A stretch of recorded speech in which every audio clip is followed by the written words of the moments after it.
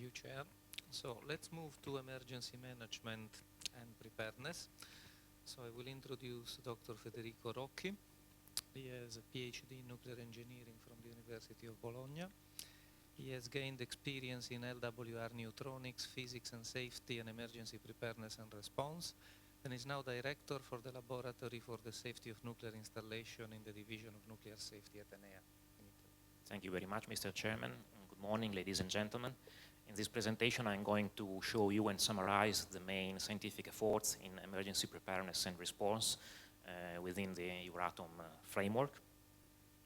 The layout of the presentation is as follows: some emergency preparedness and response issues following the Fukushima accidents, Euratom recent projects on a PNR, some words about the European context, the issue of source term, which is extremely important in this field, and then some slides about the PREPARE project and the FASTNET project. Then I will conclude with future R&D needs and priorities. What are the main issues following the Fukushima accidents in the field of emergency preparedness and response? The outcomes of the analysis of the European reaction to the Japanese accident showed that several important and common issues are present. In particular, there was missing yearly and rapid information on the potential source term. There was an absence of coordinated plan at the European level to estimate the source term. There was an absence of an harmonized response to the safety of the European citizens living in Japan, a partly chaotic communication with the public, and insufficient guidance on how to deal with incoming goods from Japan. I'm not prioritizing these issues, these problems, but of course they should be more or less tackled all if we want to achieve improvement in the PNR. The recent projects on emergency preparedness and response in the Euratom framework are the PREPARE collaborative project within FP7 from February 2013 to January 2016, coordinated by KAT, involving 45 partners and 4 million euros European Union contribution. Then the FASTNET project, Research and Innovation Action within H2020, from October 2015 to September 2019, so it's going to finish this autumn, coordinated by IRSN, involving 20 partners and about 2.8 million euros of European contribution. So in total, the Euratom efforts in emergency preparedness and response in the last 7 years was about 1 million euro roughly per year, on average. A few words, as I introduced, about the European context. In Europe, there is a strong need to enhance the coherence in emergency preparedness and response because Europe is very dense in population, very dense in nuclear power installations, very diversified and heterogeneous as far as the nuclear technologies deployed, very heterogeneous as far as the national legal frameworks, and very complex as far as orography. All of this amounts to the importance and relevance of so-called transboundary cases. In this slide, in this picture, I show you some results published recently by NEA coming from the INEX-5 exercise. It was a postulated accident at the Krško power plant in Slovenia, and the scope of the exercise was to verify how coherent the response of neighboring countries was to this postulated accident. And as you can see, there are several issues about this because, for instance, Croatia and Austria implemented countermeasures very far away from the emission point, while Slovenia not, only in the immediate neighboring of the power plant. This means that public communication of the consequences of an accident can be somehow disappointing because Slovenian citizens can imagine that they are not efficiently protected, or Austrian citizens can imagine that they are overly protected. So this is a main issue of emergency preparedness and response, which should be in the coming years somehow fronted.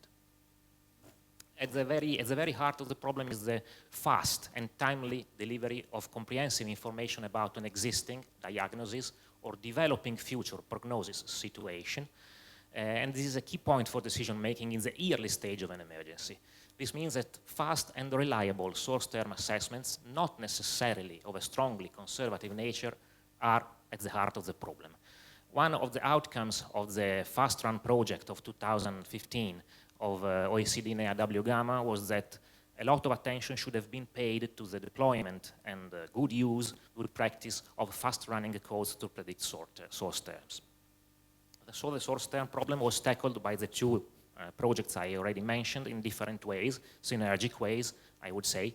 Prepare project developed inversion algorithms, which can be coupled to real-time ambient gamma dose rate measurements, and using inverse atmospheric transport calculations, they can estimate the source term from the power plant. On the contrary, the FASTNET project developed fast-running tools to the direct computations, the direct calculation of source terms from plant data. These two approaches are completely synergic and complementary. In fact, we can mention that situations requiring an early prognosis of an emergency in order to timely, and with timely I mean a few hours before the release, in order to timely activate and trigger protective countermeasures, need advanced computations. Prognosis must be made prior to any release to the environment, and therefore before the availability of any measured data on the field. And so prognoses are therefore enabled only by fast-running tools. Measured data, on the contrary, can be very helpful later on, either to confirm or improve the calculated prognosis. Inversion algorithms also need a first guess source term to be implemented, and these first guess source terms can be provided, for example, by these fast-running tools. And also techniques based on measured data and inversion algorithms still need further development and further refinement, also including the uncertainties in the atmospheric transport modeling and the uncertainties in the prognosis weather data. Just to give you an example, in the picture on the left, you can see some results from the PREPARE project. It's a comparison between true and estimated source strengths using the old, I would say, European ETEX experiment to validate atmospheric transport models. And you can see that if the source strength is quite high, then these inversion algorithms work quite well. But if the source strength is, let's say, a little bit weaker, then there can be differences of a few orders of magnitude. Another examples comes from the application of these techniques to the Fukushima case. This is the well-known deposition map of cesium-37, measured deposition map. They used the weather data and this map to estimate a source term with these inversion algorithms. And they then transported this source term in a forward mode and recalculated the deposition map of cesium-137. If everything works fine, they should have got almost the same deposition map as the measured one, and this is actually not so much the case.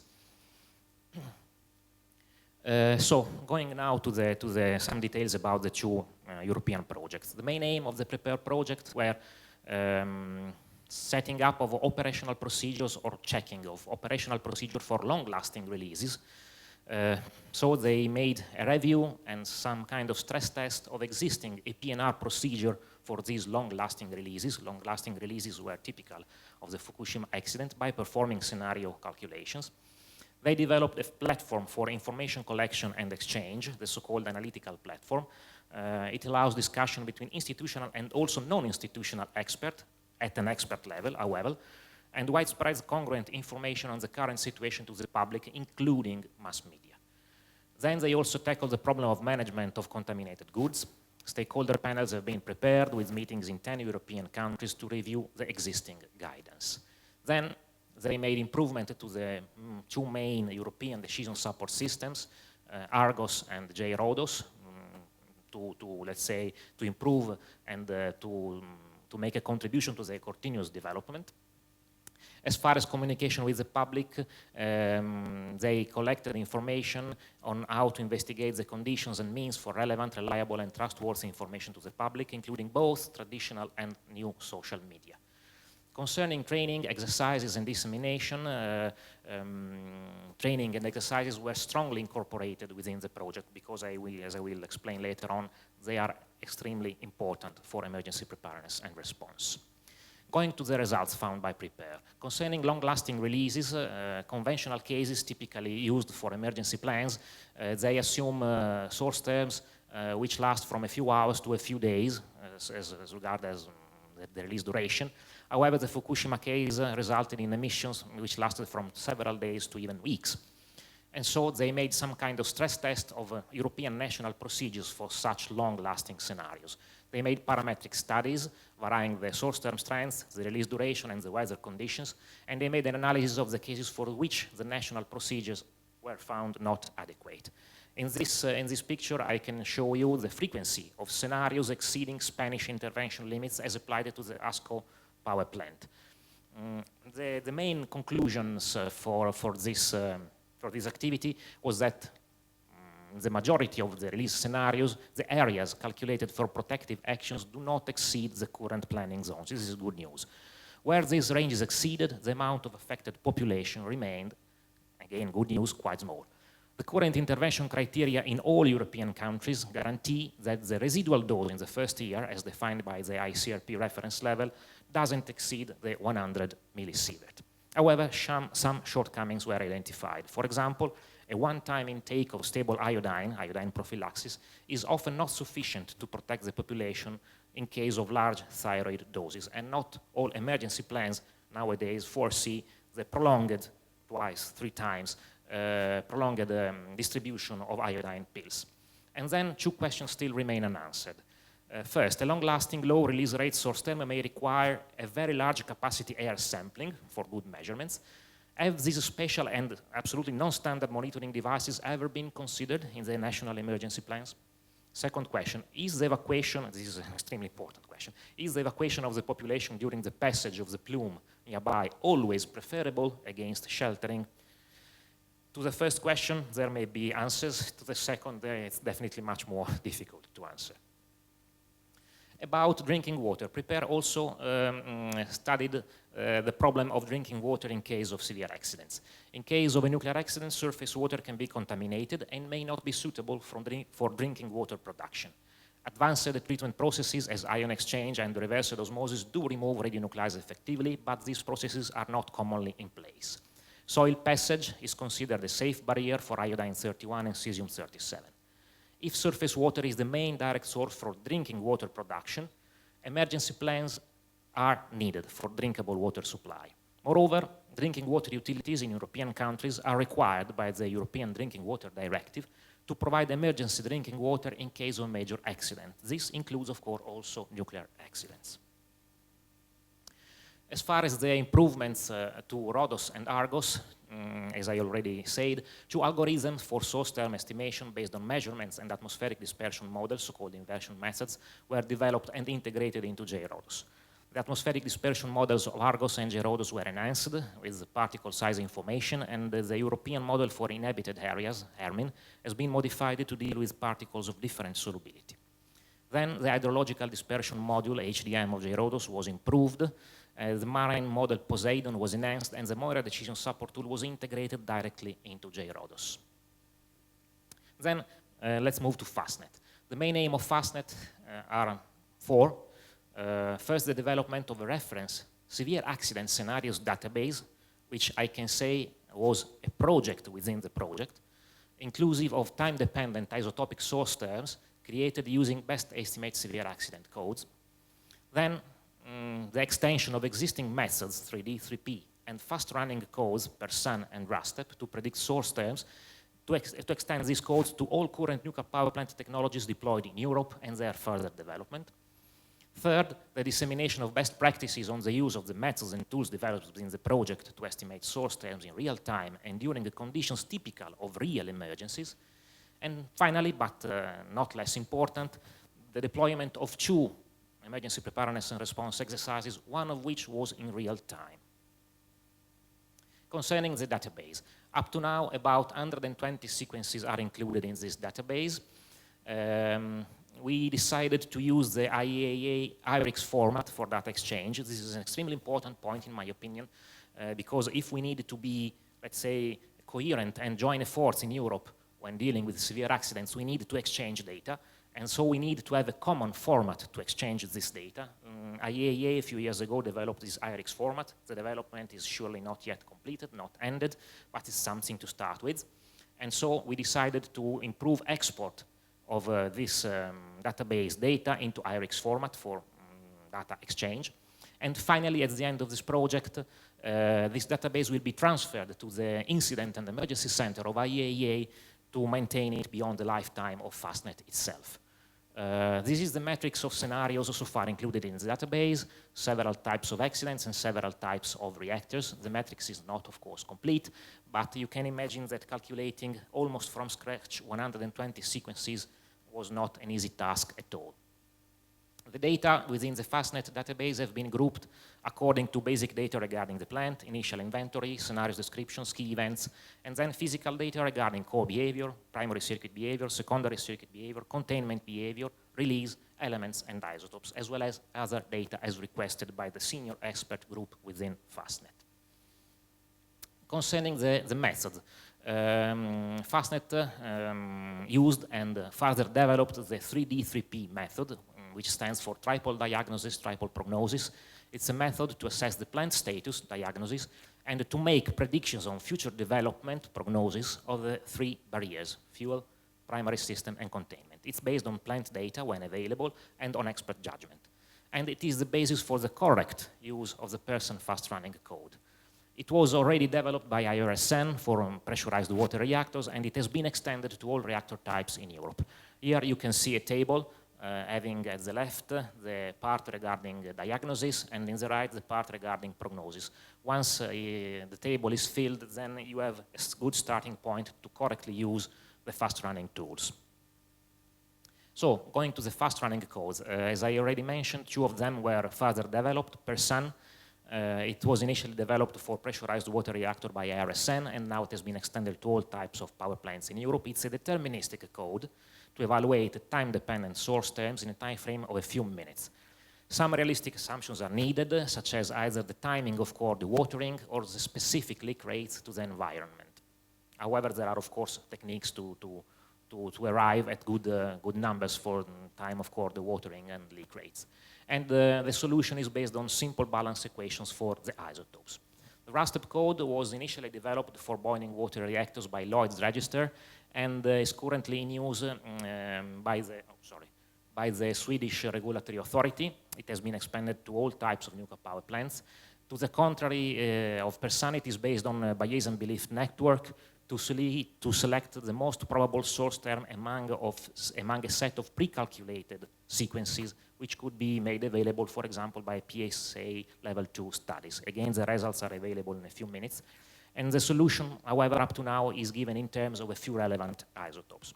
Again, both codes can export source term data in IA-IRIX format. This was an improvement which was made in both codes.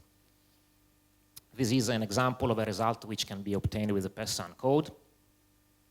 I don't know if you can see numbers, but it's a quite long-lasting release. This is an image of the RASTEP graphical user interface where you have here the part with the questions and here the part about the results. During the FASTNET project, we had a lot of training activities. For example, we had a training week on 3D3P, PERSUN, and RASTEP at IRSN in Paris. And you can see here 3 images of various moments of this training week. In the pictures to the right, you can see some moments of the second exercise we had in Vienna. In the upper picture, you can see the various teams doing the exercise in real time, I repeat. And then we had the debriefing sessions after several results were obtained by the teams. This exercise was a simulated accident at the Gravelines NPP, French NPP, the northern part of France, near the border with Belgium. The exercise was prepared and conducted by IRSN. It was a real-time exercise. Participants made use of PERSUN and or RASTEP, and they use real weather data and their own atmospheric transport tools to calculate consequences. And in these pictures, you can see the time-integrated air concentration for iodine 31 and the thyroid dose after 10 days from the start of the accident to children. Then, dissemination and education and training activities. Prepared organized a dissemination workshop in Bratislava. Several presentations were given at the NERIS workshop in Milan. 2 basic courses on emergency management and rehabilitation were given. A training course on the analytical platform was developed. Concerning FASTNET, 2 international workshops have been organized, one in Bologna and another in Paris. A 1-week-long training open also to the end-user group on methods and tools was given in Paris. A 1-week-long school on emergency preparedness and response open to all interested stakeholders was organized in Bologna. There was a presentation at the 2017 EQD Competent Authorities meeting in Brussels, which attracted a lot of attention. And finally, there will be a joint French, Swedish, Italian side event at the next IAA General Conference in September to further disseminate the results obtained within FASTNET. Let me now conclude with a couple of slides about future R&D needs and priorities. One major challenge anticipated and experienced in FASTNET is related to the dialogue between two communities, the severe accident management community and the emergency management one. They have the same aim of protecting people, they however speak different languages and are used to tackle similar problems but with different perspectives. FASTNET was the first European project on a PNR in which these two communities were asked to cooperate together. This first dialogue attempt was certainly fruitful but not complete. In the future then, it is highly recommended in my opinion that opportunity is given to strengthen the links between these two communities, for example by organizing several operational trainings based on the feedback from the exercises organized within FASTNET, a new series of exercises targeting the protection of population and having a higher level of reality, for example, full-scale formats, scenarios based on all reactor technologies, and so on. Much more training is definitely needed on the fast-running tools developed, especially in their use in emergency centers, in real life. As evidenced also in the PREPARE project, training in emergency preparedness response is really an absolute need for Europe. The development of fast-running codes is per se not enough if emergency responders are not properly trained in dealing with such tools and the phenomena they describe. The complementarity between the results of PREPARE and FASTNET should be taken to the level of productive interaction, for example, by using the source terms derived from fast-running tools for inverse methods.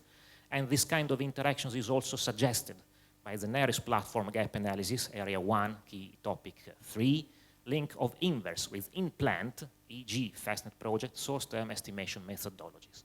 Finally, another point of interest could be the development of uncertainty propagation, using source terms evaluated in real time by fast-running tools and ensemble weather data from numerical weather forecasts.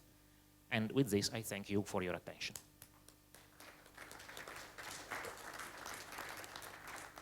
So now it's time for questions.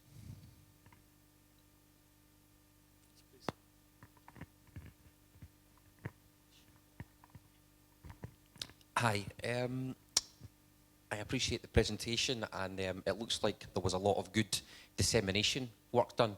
But my question's about, in your opinion, has there been appropriate adoption and really moving forward with the tools that this project has in different countries to really develop a coordinated emergency planning arrangements, certainly between countries that need to collaborate in a situation as well? That's a very, very good question. Thank you. In my opinion, there is a chance for further improvement of the coherence of response in Europe. The HERCA-WENRA approach, which was developed a few years ago by the European regulators to try to cope with this problem, requires that mutual trust and mutual confidence be established between neighboring countries in case of transboundary accidents. This mutual trust and mutual confidence can be built only by sharing common approaches, if not methods. It is true that national legislation somehow differ from country to country, and it is true that there are also, let's say, bilateral cooperation agreement between states. However, it's only, in my opinion, through the sharing of these approaches, of these methods, that a common understanding of the accidental situation can be put to a level at which coherent implementation of countermeasures can be more and more reached. In this regard, I think that it is extremely important to foster and, let's say, encourage joint exercises, joint trainings, joint drills far beyond the efforts, for example, put forward by the IAEA or NEA.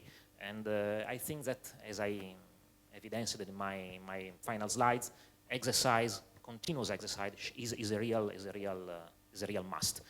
I'm not saying that all the exercises which are done, let's say, from 3 to 12 times a year in each country should be developed at a European scale, at a European level, but maybe once or twice a year that could help a lot.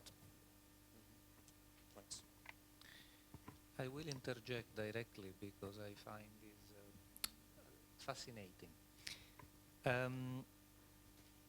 First of all, as of the beginning of 2014, have European legislation that requires coherence among member states' emergency planning, and we are going to look into that as of next year very seriously from the side of the Commission.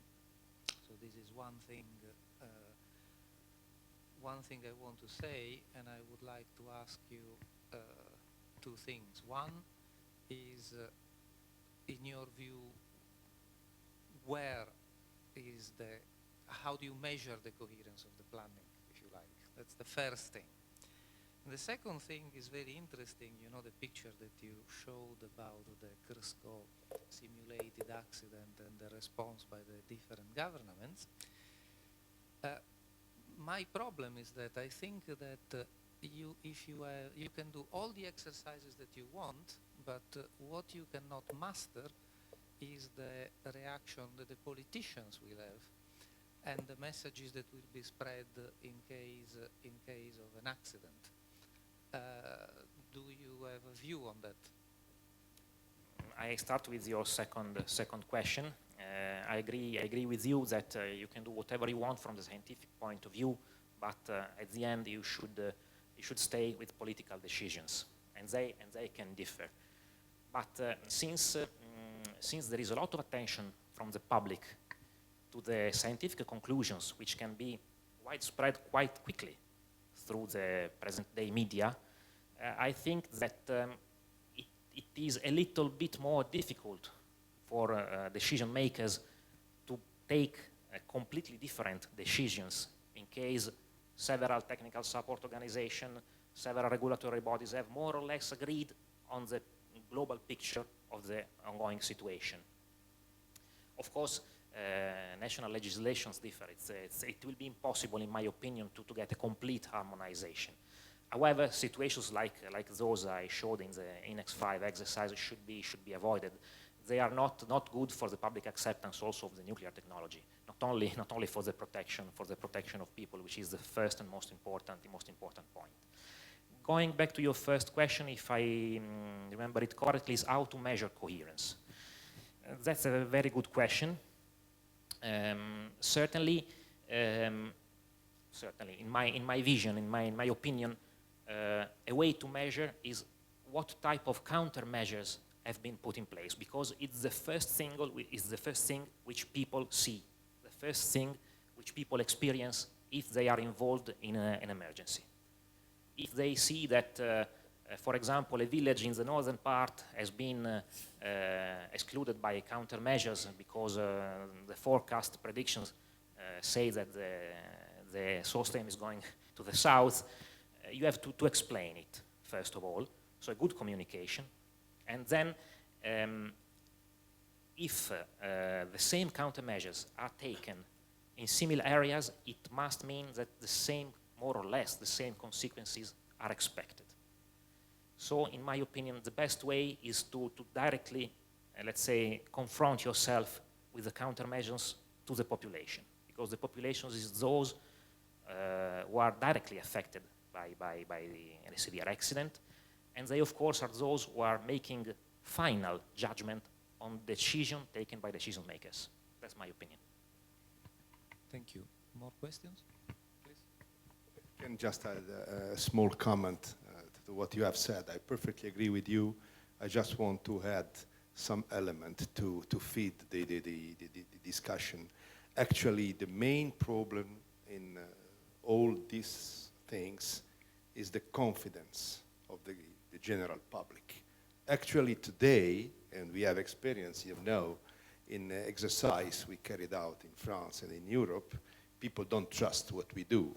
And if you ask, they wait for the decision of the politician, of the officials, before leaving or sheltering or doing whatever you want. They don't listen and they don't wait. They do before, okay?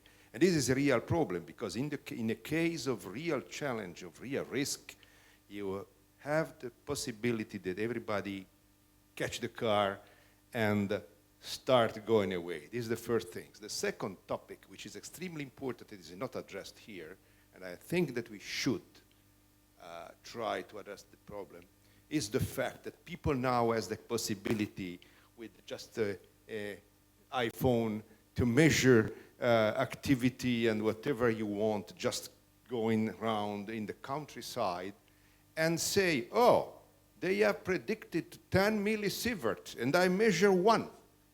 So they are completely wrong in their calculations. I don't trust in them. The very real difficulty is that people don't understand the difference between prevision, which allows an action of evacuation, sheltering, etc., and real measurement. It is normal that there is a difference. But how large the difference is to be accepted. Factor 10 maybe is too much, but is what generally we have. Because when we performed calculations, in this case, we penalized all the parameters, not only the status of the reactor, but also the direction of the wind, and we assume that somebody is going around in the country under the rain, walking around and eating mushrooms, etc. Penalizing condition. This is a real problem.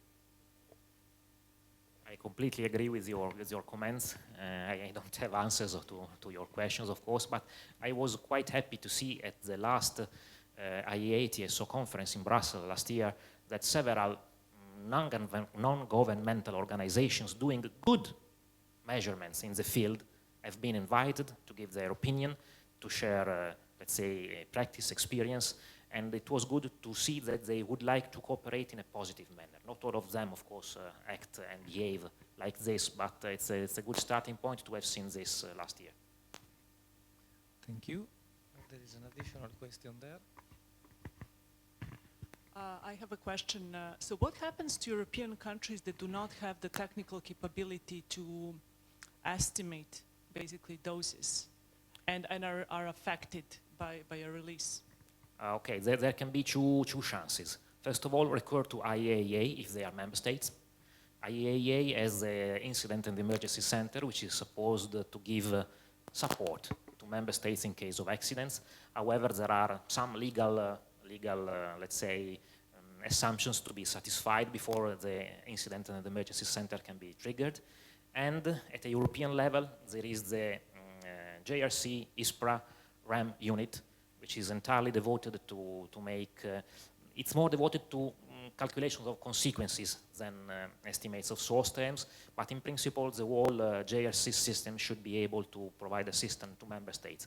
And another important thing is that apart from the estimation of source term, the European Union has a strong and very efficient way of monitoring environment in real time, which is again managed by JRC. So in your future exercises, are you planning to involve those countries as well? Of course, of course. And the other question is related to severe accident management strategies, because in Canada we had a series of actually full-blown exercises, and recently we introduced severe accident management as one component, because it definitely can change the severe accident progression and timing, and the concern is that you do not want to start evacuating people too early to raise panic. And you raised a very good point, because people may actually start driving away, but the problem is that in a city like Toronto, where you have like over 5 million people, that can lead to blockage of highways and so on. So are you looking at all of those issues? Because actually I found this presentation to be very, very interesting and very relevant. Thank you very much. Okay, maybe in the next series of exercises, if we can do them, I don't think that we will be able to tackle also logistic, because it's an important point for sure, but it's more, let's say, to be left to civil protection systems, governmental organization, police, fire brigades, something like that. We can imagine to involve these organizations just to make them aware of the results and the form in which we are delivering the results, just to allow them to optimize their response systems. But I'm not sure that the nuclear community itself is nowadays prepared to tackle with logistics, but it's an important point for sure. And if I may add another comment to the comment, is that these problems, these issues are even more dramatic in case of security-related accidents, because for safety you have some hours to deploy something. In case of a dirty bomb or something like that, you don't have such time. You can only deal with the post-accident. I would like also to go back to the previous question when you asked about the involvement of different European countries. In Europe we have also the EQRI system, which is an emergency system that transfers information, is a sort of a star from one point. It goes centrally and then is redistributed to all the 28 current member states. And therefore, you know, information like the one of the source terms and so on, they are calculated centrally through the JRC and they are distributed at regular intervals to all the member states. So there is, in this sense, a quite coherent information picture that is provided. There are then other difficulties like what was mentioned at the beginning. During the Fukushima accident, in the first few days, there were well-known issues like the fact that there were many different information given to European personnel that was present in Japan from the different member states. So then there are indeed difficulties that combine themselves depending indeed on the chain of command and who gives the information to whom. More questions? Yes, please.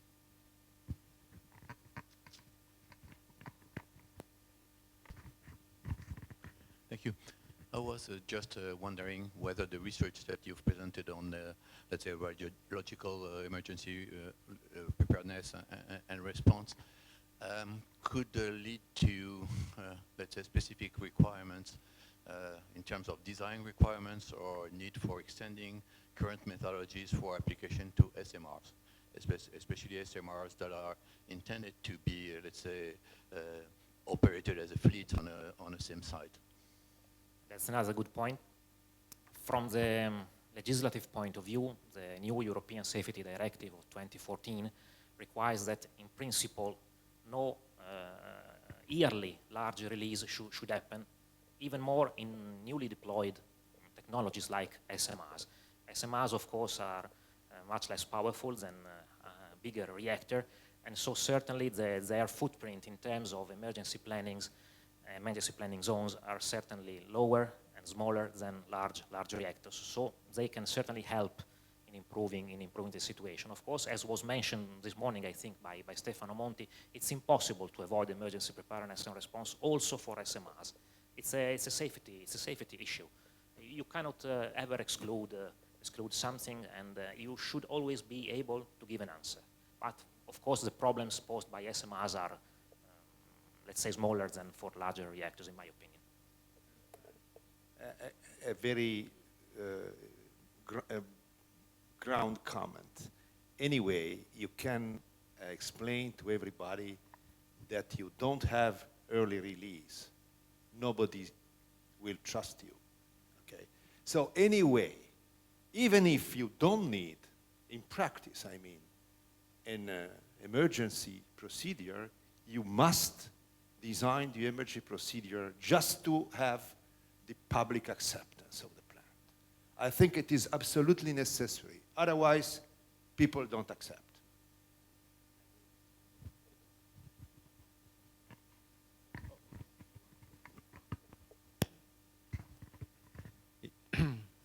Ivan Ivanov, Technical University of Sofia in Bulgaria.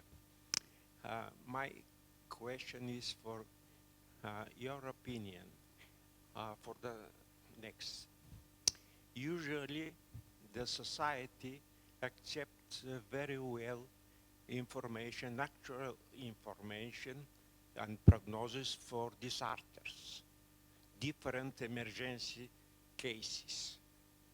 Do you agree that this information, for instance, in TV, have to be combined with very short information for the relevant activities in some plants nuclear power, chemical power plant, chemical plants, nuclear plants, etc. And the society to look that our plants is ready. If I understand your question, if there should be more coordination between what is said in the mass media like TV and so on and what is said by the operators, more or less? For sure. The answer is definitely yes.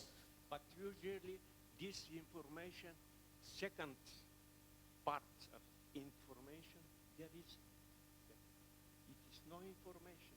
I know partly. Necessary. I know partly the French case just because I have experience of the IRSN emergency center, and they constantly dialogue with the operators, also regarding the communication to the public. I have no experience in other European countries, but it's a practice that should definitely be established. Okay, I think we have to come to an end. Thank you. Thank you very much for answering all these questions. According to the agenda, we should have now a general discussion and research perspective, but only 5 minutes or even less are left. I think we had a very good session. All talks have been excellent. I'm quite sure I cannot remember all acronyms I've heard today. There are so many. But I think the overview from Stefano Monti was quite impressive for me. And I realized that we had intense discussions about the talk from Stéphane Valence, innovative and safe supply of fuel for reactors. Keep it in mind. I think it's an interesting topic and may lead to further research perspectives. And also the last talk, we realized we had a long discussion about it, so I think it should be followed up. Are there any more comments or questions on these sessions now from the audience? No? Okay. Then, if there's no further comment, I would like to conclude this session and good lunch.